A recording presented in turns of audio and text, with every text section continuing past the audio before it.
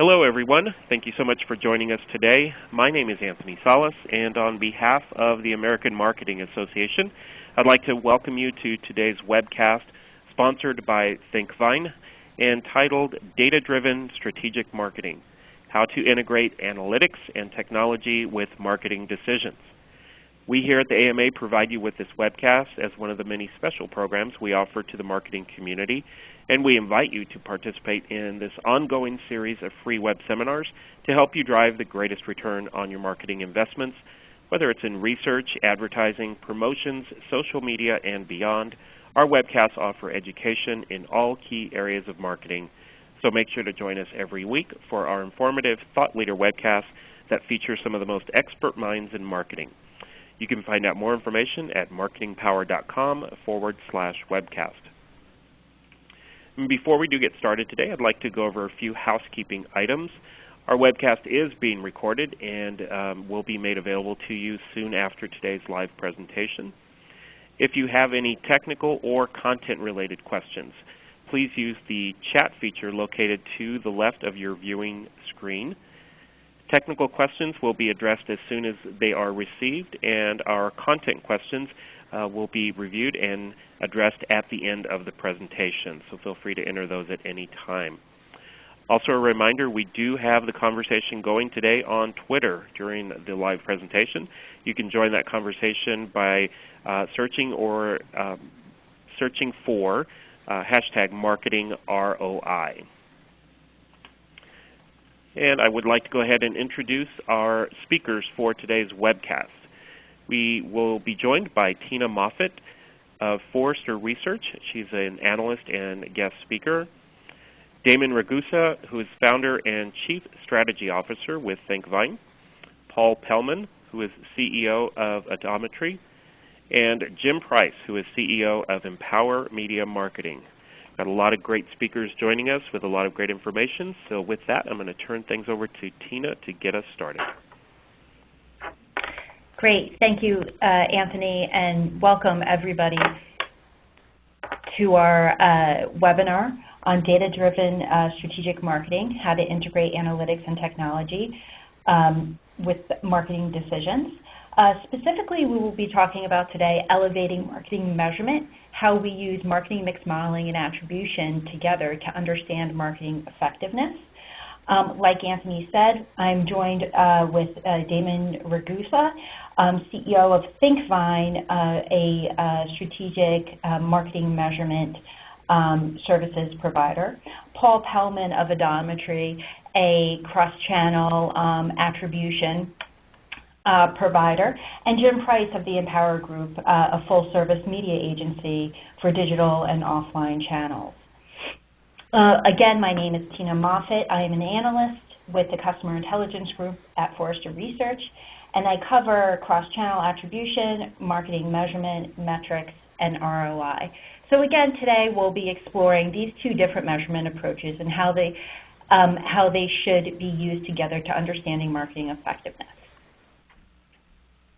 Before we begin, I want to start off with a story of how my son, who was recently born, like new parents, my husband and I were really excited about building our family, but we were also concerned. We wanted to start saving money for his college education and future. So like a good consumer, I went online and Googled college savings account and immediately clicked on an ING Direct savings paid search ad. And I was really interested in the savings programs that they had. So I continued to do my research, went online. I proactively went to their Facebook page. I actually received an email from them, saw a television ad, and ultimately decided to open up a savings account for my son. Well, the marketer in me couldn't help but ask myself, well, out of all of these marketing campaigns that I was exposed to, which one should really give credit to help make my decision to go with ING Direct? Which one really had the great impact to help make my decision to go with this particular savings account rather than a competitor of theirs? And that's what we'll talk about here today. So for the first 10 to 15 minutes, I will talk a little bit about marketing mix modeling and attribution measurement. I'll talk about the complexity of the landscape, what we're hearing from marketers, the difference between the two, and how the two should work together to give marketers a holistic view of marketing measurement, specifically within financial services as well. We'll then move on to a Q&A session where I will moderate a discussion between Paul, Damon, Jim, and myself around topics around marketing mix modeling and attribution measurement, and as it pertains to financial services industry. Throughout the webinar, we will ask three polling questions just to gauge an understanding of your measurement maturity within your organization. So to get started, the customer journey itself, and therefore the measurement of it, has become increasingly more complex. Different entry and exit points dominate the market, and the proliferation of devices makes it very easy for a customer to engage with a brand at any level. For financial services industry, we at Forrester consider this particular industry to be at the forefront of measurement and analytics. There is a great understanding and investment on the financial services side to gain a better understanding of how their customers are interacting with the brand. Still, there exists some struggles with connecting that cohesive view at the customer level and understanding all those marketing contacts. So during this webinar and this presentation, we will explore the different options of how marketers can effectively measure and gain that cohesive view. So at this time, we'll move to a webinar question. I encourage everybody to answer this question. How are you currently getting a unified approach to your customer data today? Let me pause here, and I'll give you a few seconds to answer this question. And I will say, from an industry perspective, majority of the industries still have trouble gaining a full customer view perspective. We do find some of the financial services companies have a leg up against other industries in connecting the dots and finding that cohesive customer view. I will give you a few more seconds before we close the poll. Great. So I closed the poll, and what we see now is that a majority of the respondents receive their cohesive customer view of the data through website analytics. That's not too surprising, since the majority of marketing and channel efforts are done through digital channels. Coming in close second and third is attribution and marketing mix modeling. Again, not surprising because of the advanced analytics that a lot of financial services in-house. But tied with website analytics, we find that a portion are not tracking, and that's pretty consistent with what we're seeing on the agency side. I think it's very difficult to make those connections and connect those dots across various channels and across different P&Ls and product lines. And to solidify that even more, marketers continue to struggle to unify data. In a recent poll that we conducted through the Global Technology Survey, 50% of marketers struggle with unifying this data. For financial services, this may be a challenge to connect the data across product lines. A lot of times when we interview financial services companies, we find that, for example, if a certain product line within savings or within credit cards or within mortgage may have a deep understanding of their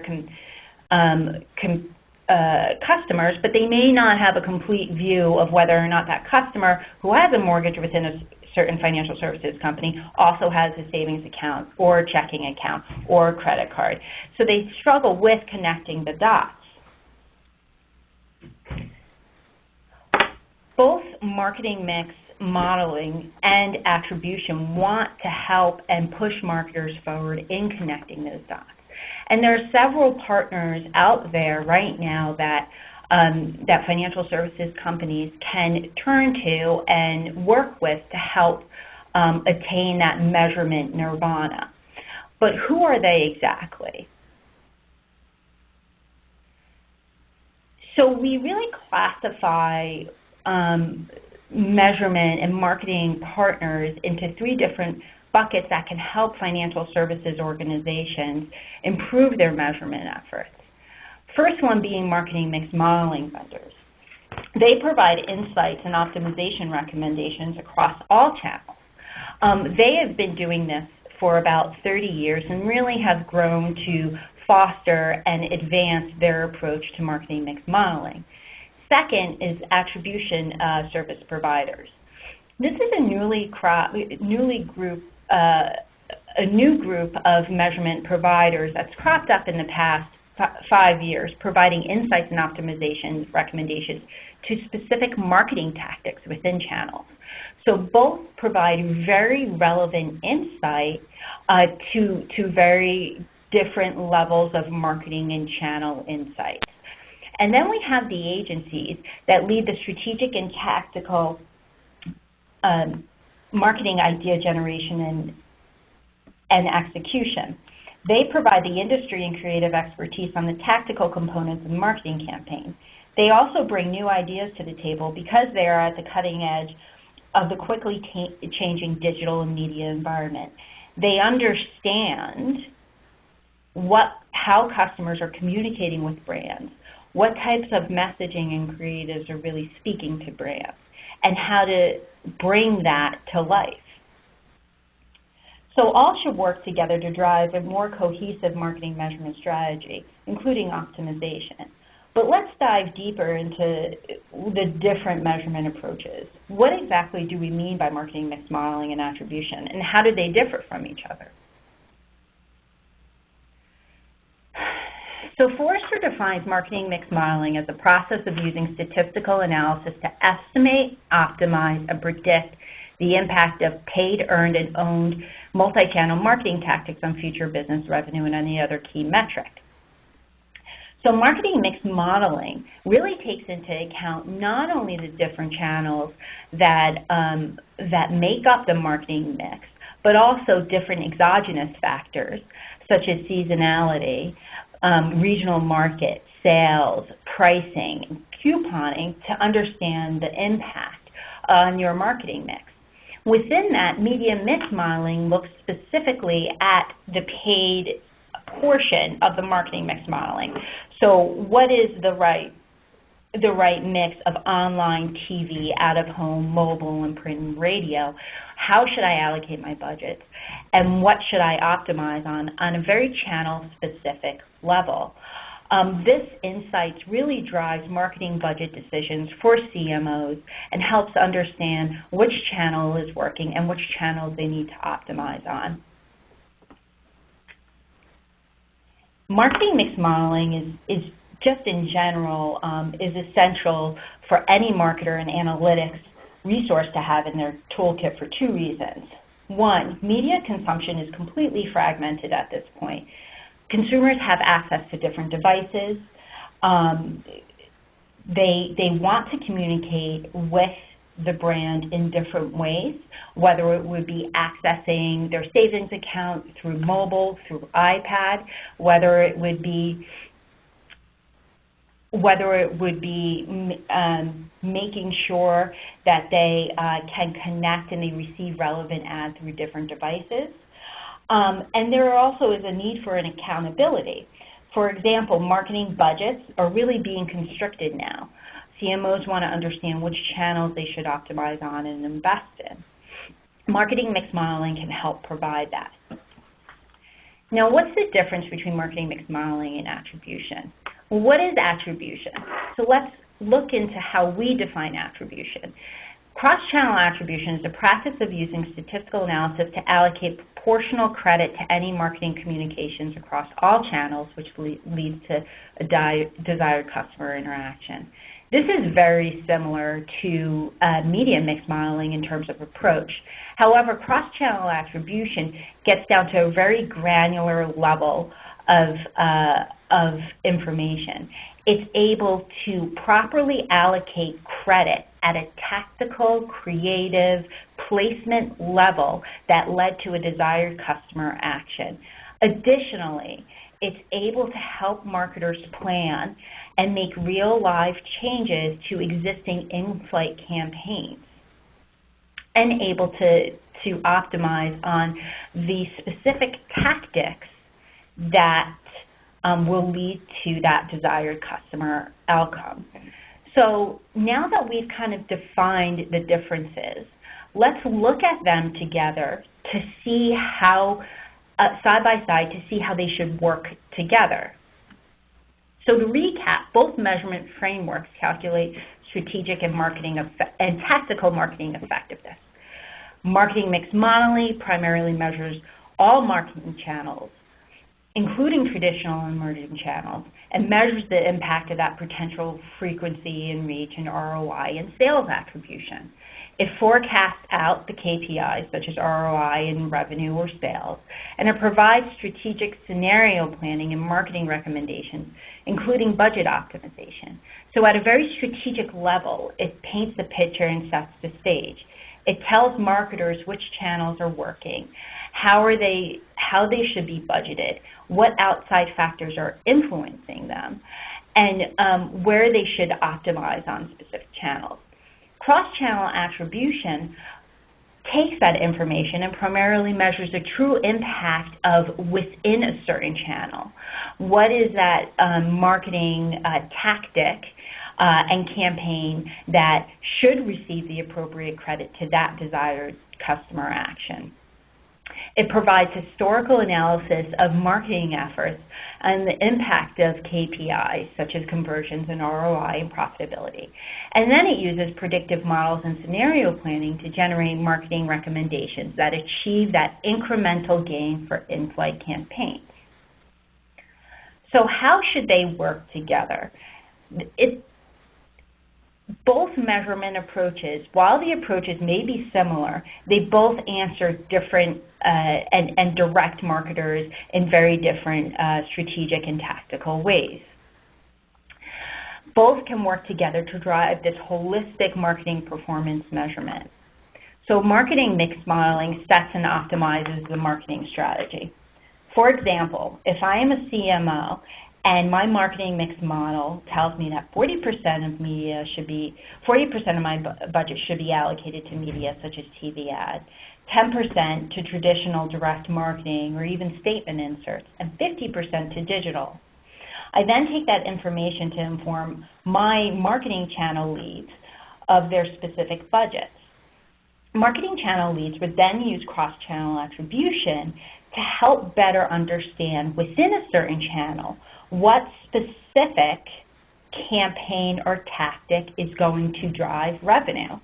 So for example, if I have a digital budget and if I evenly distribute that against email, banner ads, and social, within each sub-channel I'm able to determine through cross-channel attribution which campaign would drive the most revenue, which campaigns I should optimize on that would move that key performance metric or that key metric that I'm trying to move. That information will then determine the impact that digital has on the overall marketing budget and then the overall profitability or ROI or whatever metric you're trying to measure within your company. It's a very cyclical and continuous measurement cycle.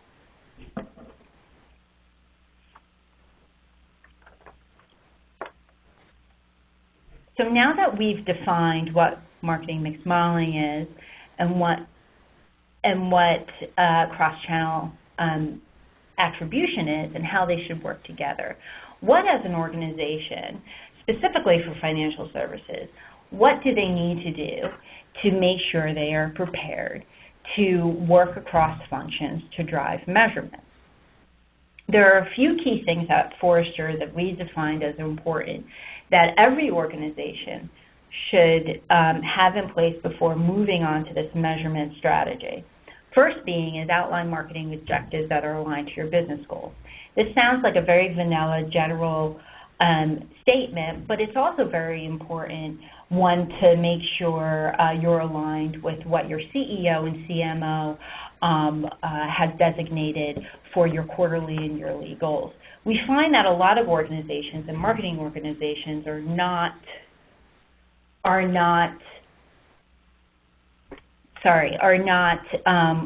acquainted with or aligned with the overall organizational efforts. Once your organizational objectives are outlined, so it may be something like increased credit card applications or increased number of savings accounts, you must work cross-functionally with finance and with risk to determine how you can meet those marketing objectives. What specific marketing campaigns and tactics and through what channels can help you achieve those specific key performance indicators? What will help you move the needle? And once that's defined, and once marketing managers and VPs of marketing are held accountable to moving the needle, it's going to be very, you can use marketing mix modeling and attribution to help drive that those business KPIs. Secondly, identify which data can and cannot be leveraged.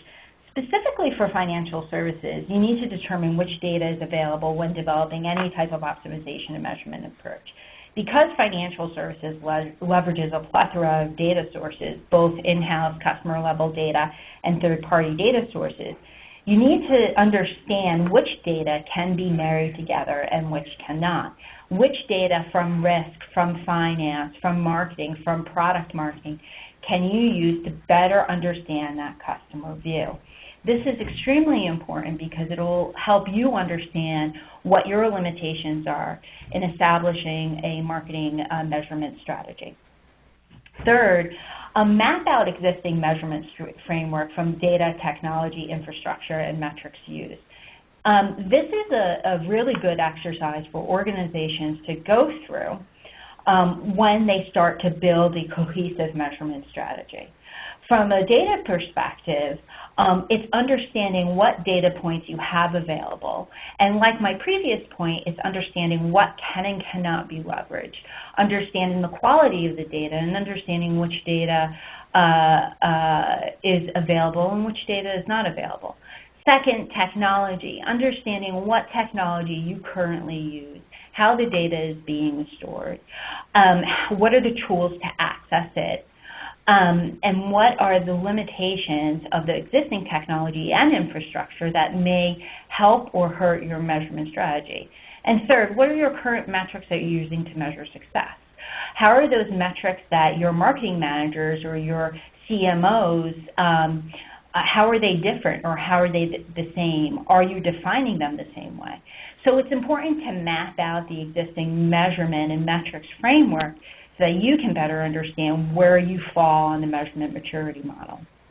4, devote a project sponsor and team representative for all functions, finance, IT, risk, and marketing.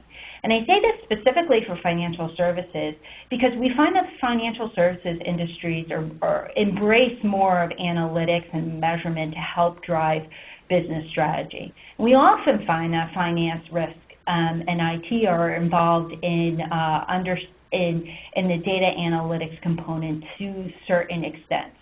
So IT will be involved because there's major technology and data implications. Finance may be involved because they want to learn more about how they can drive effective cost-saving marketing strategy.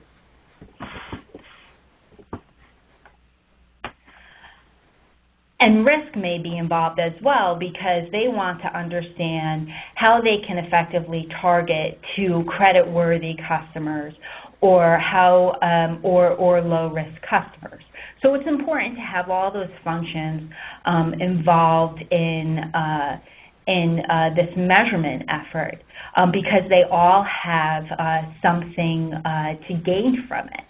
And finally, build a return on marketing investment calculator to track improvements.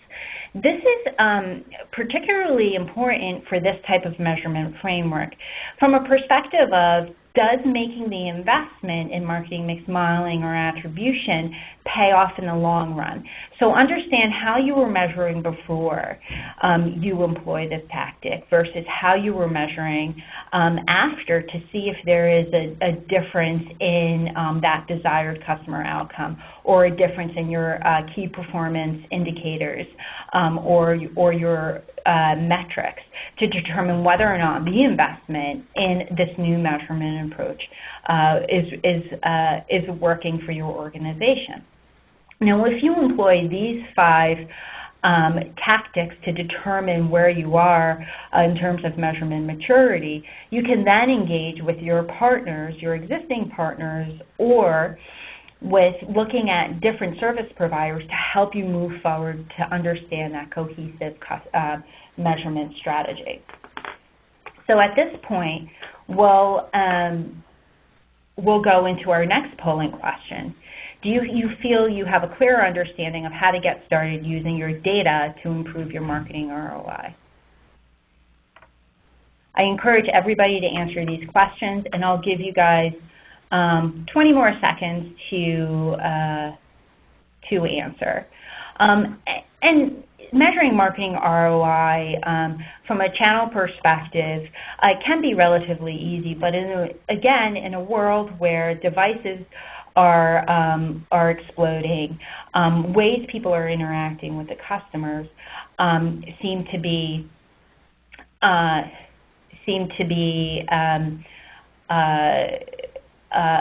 improving and becoming more proliferant. It's really difficult to get that cohesive marketing ROI view. And attribution and marketing mix modeling is a good approach for you guys to get a better understanding of it.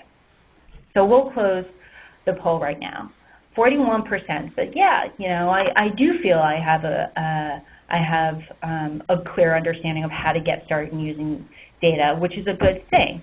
I think the next step, again, is to employ those 5 key steps to help you make sure that you have all of your ducks in a row and clean house internally, so that you can understand what your data and your measurement and your technology that you do have, that you can move forward. So at this point, we'll move to the question and answer session. I will kick off the question and answer session with Damon Ragusa of ThinkVine, Paul Pellman of Odometry, and Jim Price of the Empower Group. And I encourage everyone else to type in additional questions, and we will use your questions to facilitate the conversation for the next half hour or so. And my first question to the group, to Damon and to Paul, is how is marketing mix modeling and attribution currently being used today in the financial services industry? Hey, Tina, this is Damon Ragusa with ThinkVine. I'll go ahead and just start off and then get Paul to follow up. So appreciate that lead into, and this is a good first question, and I think 42% of the folks on the call said they're saying maybe to that answer, and I can understand a little bit of the confusion, because on the surface, cross-channel attribution, marketing mix have some similarities, right? We're all looking to apply attribution, understand the return on investment. The companies that we're working with today, especially in the financial services space, really think of the continuum between very tactical use of analytics, specifically around digital marketing, to a very strategic way of thinking about how to spend money and how to be accountable to those spends, in other words, understanding ROI, and the degree of which you think about long-term versus short-term budgeting. So that's the spectrum that we're working on. In the marketing mix optimization space, which ThinkVine is part of, we really operate towards the strategic end, working with companies to understand both their historical return on investments for spends at the tactic level, to understanding how to forecast and how those budgets and how those plans, detailed plans, are going to work for you in the future. And when we talk about future, we're talking about from 0 to 52 weeks in a planning period and beyond, understanding the long-term effect of marketing to help build brand equity, et cetera. And then thinking about cross-channel attribution is then taking those tactics of which you mentioned in your description at the optimization level of a campaign and saying, if I'm going to spend, a good example you gave, $5 million in search marketing or $3 million on display advertising, how is that going to work for me? How do I optimize that in a quick turnaround period of time, and where am I spending that money? So we think of it really in that kind of long continuum between the spending tactics, the timing of those tactics, the targets of those tactics. Again, think about using an innovative technique like agent-based modeling for doing marketing mix versus statistical approach. We're able to look at those target levels, and then that's a great transition point into that very targeted capability within the cross-channel attribution space. So that's sort of the big picture of thinking about how they use it, and then focusing on things like targets for net worth, for instance, right? So not just targeting massively, mass market of customers, but who are the best customers I can get in depending on what part of the portfolio I'm selling to them. Yeah, this is Paul Pellman from Odometry, and so how we look at cross-channel attribution fitting within that mix is more around, if you're looking at quarterly campaigns or an annual campaign, once you've set your budget allocations across channels, you then need to start developing strategies and tactics around how you leverage creative, what parts, what specific aspects of your display spend, your search spend, other channel spends are going to be purchased through various publishers or various sites or various folks where you acquire media from. And so we're able to provide insights that help our clients, marketers, build those strategies and tactics around their specific campaigns to drive the highest conversion. And then we also provide in-flight optimization recommendations down to a very granular level on where you should move spend to maximize your results. It does start to come back and provide insight back to media mix modeling and media mix optimization, in that over time we may find our optimization and attribution insights provide more granular insights on how the top-down allocations might start being adjusted based on the very specific campaign or optimization recommendations we're doing, and that then becomes insight that your media mix optimization capabilities can leverage to then improve the longer-term, over a year, multi-year horizon media allocation. So they really work. We look at media mix optimization as very top-down, something that's done on a periodic basis, and cross-channel attribution being something that's much more typically within channel, very specific in a much shorter time frame, and the two tend to work and complement each other very well. Mm-hmm. And I will say, this is Tina, I will say from the research that I've done, I find that a lot of financial services organizations, they do have advanced analytic capabilities and really interest in investment in understanding true channel performance, true customer performance, and there is a lot of movement towards embracing cross-channel attribution and media mix modeling. I think they're starting to get to the point, again from my research, of trying to get that holistic approach, and they're definitely on the forefront of that point of reaching what I call measurement nirvana, and that single version of the truth against all other industries. So I want to kind of move to a question that we received from one of the participants. How does marketing mix modeling take into account word of mouth? Does that include all activities within PR and social media as well? Damon, Paul, do you guys have any perspective on this? Well, I think it's a great question, and I'd also love to hear Jim's perspective on the importance of it.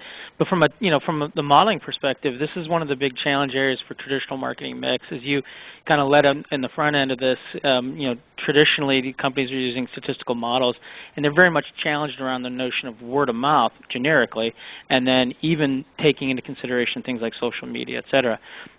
with our methodology that we use at ThinkVine, we're focused on understanding how consumers behave, behavior of people first and foremost.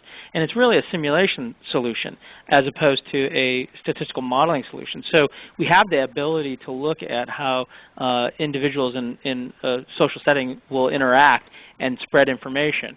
And social media is a great indicator of that. There's lots of rich information coming from social media. So that as an input in the system, it allows us to really look at that on the same playing field we would look at any type of media or influence on consumer behavior.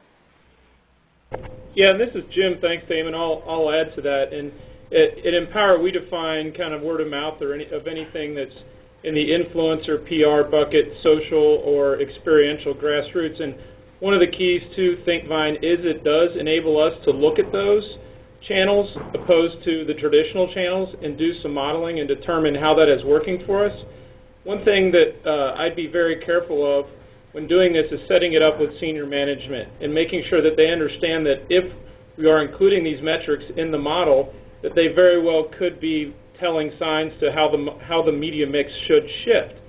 So we've been finding in some of our models and that influencer marketing social is a key ROI driver to our media mix. And so when we come back and recommend changes or media shifts away from comfortable tactics such as TV, radio, or even print and digital to these new mediums, sometimes it's met with some angst. And we just recommend that you set it up that a lot of times these things are providing higher ROI. The key is getting everything apples to apples and making sure that everything is being measured appropriately. Great, thank you. A great question came in, and Paul, I think you can answer this one. Can you provide an example of how many factors contributing to the desired customer action? For example, my goal is to increase adoption of paperless billing for our customers, and we're not a financial institution. How would someone like me learn more with cross-channel attribution? Great, Tina. So yeah, this is Paul again.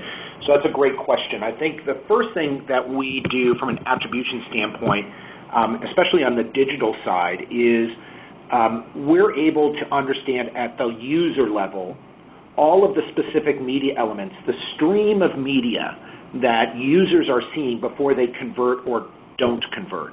And so by looking at that data, we're actually able to calculate very accurately how much credit should be applied to the various elements within that stream versus using the fallback of last event attribution, which tends to be very inaccurate. So that's how we look at that. And through that process, we can determine how many conversions occur where there's many touches versus one touch or not, and again, understand what's really driving conversion. The same thing goes to a certain extent around the conversion funnel. So we, again, can track any conversion element or conversion KPI that we can track for our clients. For automotive clients, for example, we tend to track the entire conversion funnel from downloading a brochure to requesting a quote to configuring a car to doing a dealer lookup. And we can run attribution and optimization against any aspect of that conversion funnel or any grouping of conversions within that conversion funnel. In the case of looking at the number of customers that you may have signing up for paperless billing, we would track that as a conversion event. We'd be able to look at all the media that users see before either converting for paperless billing or not, and be able to run attribution so we could determine very accurately what aspects of your media campaign are actually driving people to convert. And the real big outcome that comes out of that is understanding more top-of-the-funnel marketing activities that definitively are driving people maybe to lower funnel activities.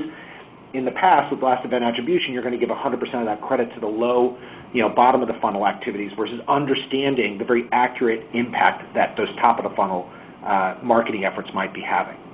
And so, and I think, Paul, this is Damon. Yeah, real quick. I think that's a great example too of, we're trying to sort out the differences here as well as how marketing mix and cross-channel attribution work together. Again, focusing on some of those, you really have the ability to focus on some of those different types of activities, actions. Oftentimes we bucket them in a big, under the big label of conversion, getting a consumer to do something. Marketing mix, when we're working with customers, we're typically looking at that same funnel activity, but towards the end of driving the sale performance. What's the return on that? So getting down to that last action, which is buying the product, et cetera, and that's one of those great distinctions, because that's where one system can learn from the other system by looking at that granular behavior that leads to an action that's part of the ultimate journey towards making a sale. I think that's the biggest thing that can come from how these technologies can really blend together, is being able to give a lot more clarity to that entire process. Great.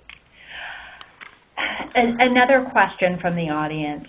For cross-channel attribution, granular level data makes sense for digital, but how do you measure that for print, direct mail, and other traditional channels? Paul, Damon, do you guys kind of have a perspective on this, or maybe you could talk a little bit more how to measure that? Yeah, this is Paul, so I can start. So there's no doubt that cross-channel attribution works most effectively on digital channels, for the main reason in that you can get user-level data and very granular data on all of your digital media efforts. That being said, we have started, at least at Adometry, to start bringing in both influence and more granular data of various offline media channels. Direct mail is a great example of that. And so we can typically leverage aggregate level campaign data for direct mail along with granular level conversions, in other words, people that are actually converting from your direct mail efforts, and incorporate that into our attribution model so that we can then understand and allocate marketing conversion credit across your digital channels and your direct mail channels and take that into account. We also have the ability on print or TV advertising to bring in the aggregate impact that media has on online conversions. So we can essentially understand the halo effect that offline media may have on your online conversions. And we're starting also to work with certain partners where we're able to understand the specific granular level detail of various offline media channels by bringing offline media into an online cookie pool and then getting more user level data. So I do think what's happening is we're finding that offline media that the data on offline media through a number of the partners that we're working with is becoming more and more granular. And as that data becomes more granular, we're able to bring that data in, the offline media data into our analysis so that we can provide a more comprehensive cross-channel attribution optimization benefit. Great. Great. Thank you, Paul. So next question from the audience. How should I engage all my partners, such as agency, third-party vendors, search vendors, and media vendors, when building a comprehensive measurement strategy? I'll point this question over to Jim. Jim, any perspective on this? Sure. From an agency perspective, we really want to be brought in early in the process so that we can help articulate the data that we can provide from a media standpoint to the process, also with the caveats associated with that. An agency like us can be a resource to pull data also from disparate sources and ensure that it's being looked at correctly with all the right information and make sure that it's all impression level data, for example. We're also going to be the ones, as you mentioned, Tina, that we're also going to be the ones executing. So we need to have a clear understanding of the data. And just one more point here, we can also sometimes be the BS detectors. And what I mean by that is a model could say for us to spend more in search, for instance, but we might not be able to spend more in search because we might already have a very high share of voice. So it helps us kind of bring back realistic expectations too. Right. And if I can add to that, Tina, Sure. real quick, I think the other, you pointed out a really big challenge in that, marketers are working with a much broader array of partners to get the work done, get the planning work done. Unfortunately, that's still predominantly, the technology used to do that is called Excel, and it's not the best way of collaborating and working together. And we've, I think, have focused really on how you take not just a novel and innovative approach to marketing optimization, but how do you actually deliver it? And from our view, that's planning software. It effectively enables multiple constituents to design plans, to test plans, to see the impact before you're spending the money, in a way that allows for a level of collaboration. And Jim hit the nail on the head, right? So system is only as good as the inputs and how you think about it. There's going to be constraints in the way you spend money. So there's going to be iterations that go through that process. And I think it's important to think about not just how we do the analytics and think about the modeling, but how do we deliver that and to take most advantage of it. And I think there's been a big gap on the brand side, the marketer side. Agencies have planning systems and they have lots of ways of working with it. But when you're a marketer and you're working with 3, 4, 5, 6 agencies and others that are involved even internally in your organization, it starts to break down that process and make it much harder to iterate quickly. And as Paul pointed out, we're in a position where because of some of the things that we're spending money on, we have to iterate faster. We have to plan continuously to be constantly optimizing the way we spend our money. So that's the perspective that we brought ThinkFine to the table around that point. Great. And this is Tina, everyone, and I'll just add my perspective on this. Prior to Forrester, I was on the agency side, and I was a marketing consultant, and I worked for a bank as well, so I can offer kind of a cohesive perspective, and in my research this a bit more. I think it's imperative, like Damon had said, to have internally make sure you're communicating across different functions, across different marketing groups to understand who the key partners are. Specifically in financial services, from my experience, it's very easy to get sucked into kind of the product group that you're in or the specific P&L that you're in to better understand how your marketing tactic is performing. So it's imperative for marketers to understand who is at the table, how many agencies, what is the current budget, and how to interact with them. That's number one. And then number two, it's having a very transparent relationship with the agencies and with your vendors and service providers and saying, this is the goal of my organization, and I have X number of agencies coming to the table or X number of vendors coming to the table. And I want you all to work together to try to come up with a marketing strategy that makes sense, that gives me a complete view of the customer as well. We find from time and time again, a lot of organizations are really struggling with trying to manage all their vendors. It's really important for marketers to kind of lead the vendors and to help the vendors and the agencies and their consultants understand what that goal is and how they should effectively communicate with each other, what their role is on the team to achieve that single version of the truth. Tina, this is Jim. I say amen to that. We believe proof is the ultimate deliverable, and we would love to have more of our clients' data so that we can help execute and make better decisions on behalf of them. Great. So I want to move to a specific question around financial services industry. So a challenge within financial services is sharing data across different lines of businesses. So for example, savings, credit, mortgage. What are some of the best practices to effectively measure and optimize across different products and different lines of businesses and different functions if everything is so siloed?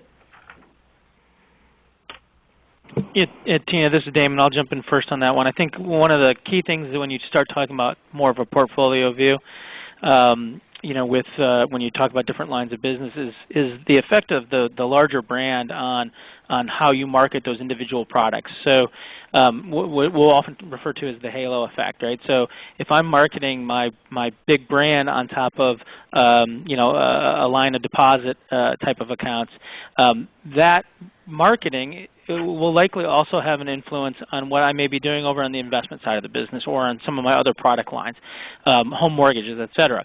So one of the big challenges there is not just being able to get a good understanding of the effect of each individual incremental dollar spend for individual lines of business, but to think about how those spends also halo across those product lines. Which of those product lines respond most positively to the overall branding message? How to think about the large branding challenge versus the individual products, and then within those individual lines of business, what's the right mix, what's the right targets, et cetera. So I think it starts at that kind of a higher level of understanding that halo effect.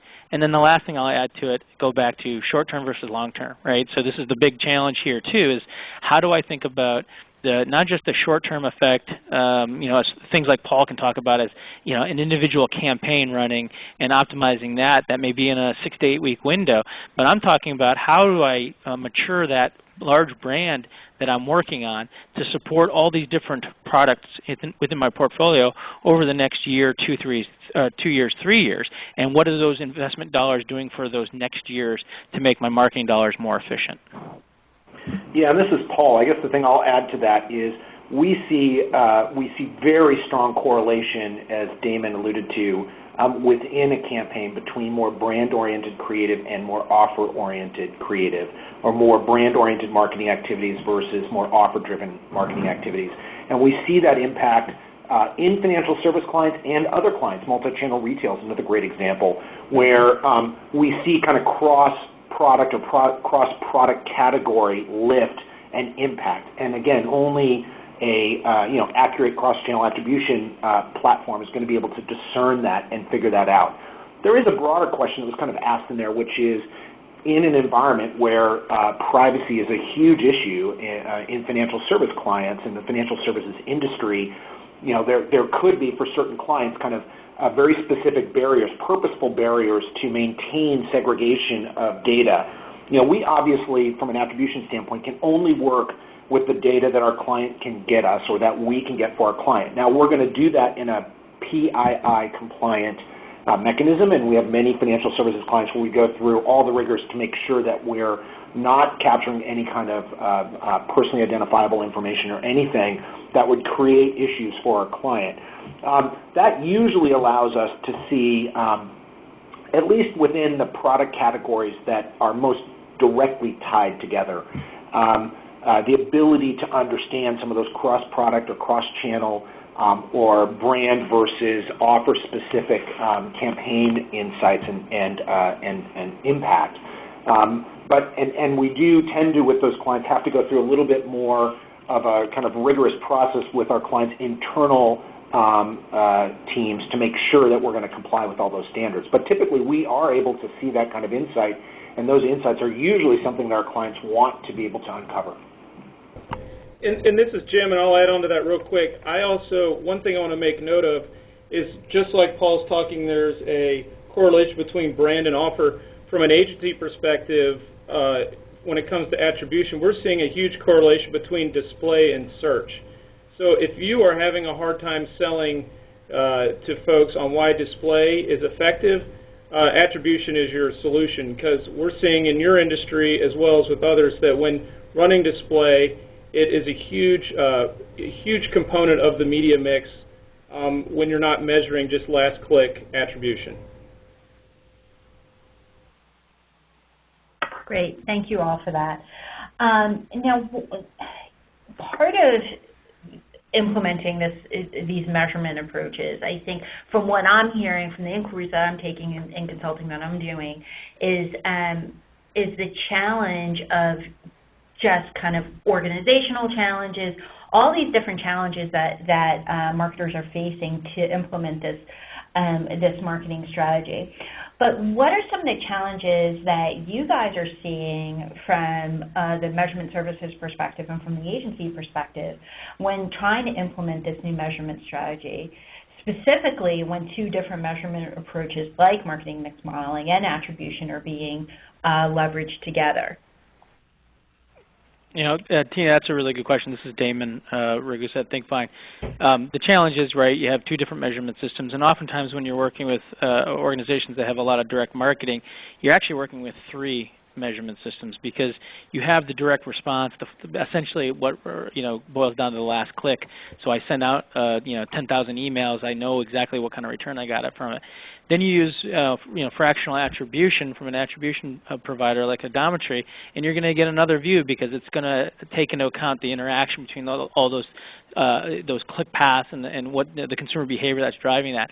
And then add on to it work like ThinkMind does, where we're looking at not just the effectiveness of that email campaign, but as it relates to the digital, as it relates to the TV spend, the things I can't track, my events, my sponsorships.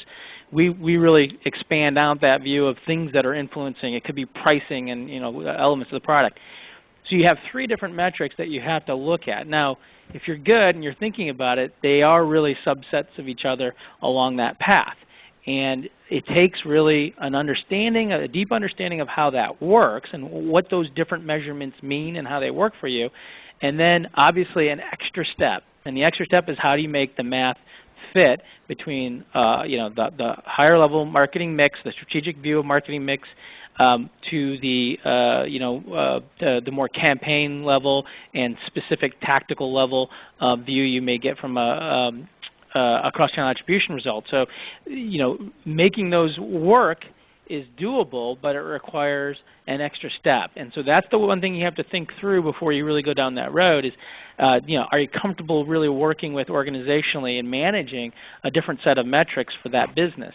Once you get to that point, though, the advantages are really clear. They become very pronounced because you have a different set of perspectives that can help, depending on, are you at the top end of your budget making big planning decisions, or are you down at the execution level making decisions on where I'm buying, when am I shifting from one campaign to the other, creative changes, etc.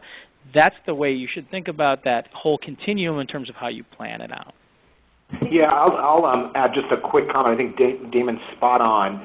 Usually when we're working in concert with a media mix optimization for a client, like we're working with a ThinkMind on behalf of a client, where we're both working, ThinkMind and Odometry are both working for a client, it usually involves just part of the onboarding process and part of our dialogue with our clients, which we would do anyway, is to really firm up and sync up reporting overall and make sure that we're going to provide the insight that's above and beyond all the insights they're currently getting, but that we create a path that ties back to the old way that the client's reporting so that we can show those different results. And so usually it's something that can be calibrated, as part of, the original setup.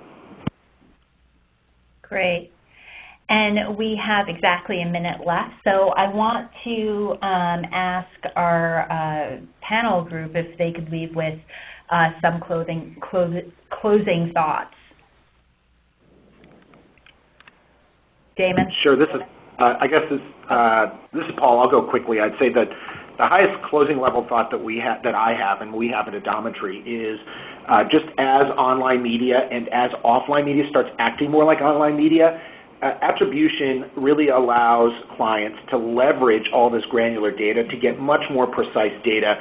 We like to use the term internally of ad analytics or marketing analytics, that we're taking the concept of web analytics and we're helping apply it to your media spend to give you much more accurate results. And let me go with that one. You said before marketing mix has been around for a long time. Some people don't realize that, but we've been doing it in some industries for a long time, 30 years. The reality is over that 30 years there was little innovation. ThinkMind really was focusing on how to innovate inside the marketing mix optimization space. I think what we're talking about here is the next evolution, this next step. And when you think about that process between the very strategic high-level view of what marketing mix traditionally gives, being able to push that all the way down towards execution and think about, from an attribution standpoint, the detail and the granularity that we are all striving for when we were doing kind of old-fashioned marketing mix modeling. I think that the view of technologies like ThinkMind's bringing to the table, along with the technology that an Odometry brings to the table, really does create that interesting cycle, that interesting curve, if you will, between strategic and tactical that has been missing. There's been a gap, I think, in there, as Paul mentioned, where web analytics has grown up. Now we're taking that same principle and adding it almost like an add-on to what marketing mix has been able to provide, and it's giving has the promise of giving a really different view across that entire process for marketing organizations who I think are really desperate to understand that as they're shifting more and more dollars into digital marketing and emerging channels. Great. This is Jim. I'll be quick. What I suggest, my closing thoughts are just start gathering your data now across marketing and media data so that you have it, so that agencies like us can help you leverage it to make better decisions. Be open to providing it to us, and then push us to give you answers. Great. And this is Tina Moffett with my closing thought. Marketing measurement is evolving at a very quick and rapid pace. Especially with the proliferation of data and devices. You have an explosion and so much information in customers. So while organizations like ThinkFine and Odometry can help you understand true channel and marketing tactics, think down the road and think about how you can create that ultimate version of the truth and map out how the marketing interactions along the customer journey. So think about using these tools to create and understand the optimal customer journey path to help guide and develop marketing strategy. So at this point, I will say thank you for joining, and I will turn it back to Anthony to close out. Great. Thank you so much, Tina. To everyone on the call, Damon, Paul, Jim, thank you so very much for all of the insights that you shared with the audience. We're getting a lot of great feedback, and really appreciate your involvement with that. To everyone still on the call with us, just a couple of closing things. As a reminder, you will be receiving a follow-up email shortly that's going to have a link to the recording as well as a PDF of the slides used, so please be on the lookout for that. And also continue that conversation on Twitter. On the screen we are displaying the hashtag used today. It is marketingroi. Again, I'd like to thank ThinkFine, who is our generous sponsor of today's webcast, as well as ReadyTalk, who provided us with the platform that we used for the live webcast. If you would like to learn more about ReadyTalk and their services, please visit readytalk.com/AMA. Last but not least, I'd like to thank you, the audience, for your time and attention, and invite you to join us every week for our Thought Leader webcast. That does end our presentation for today. Thank you so much for joining, and have a great rest of your day.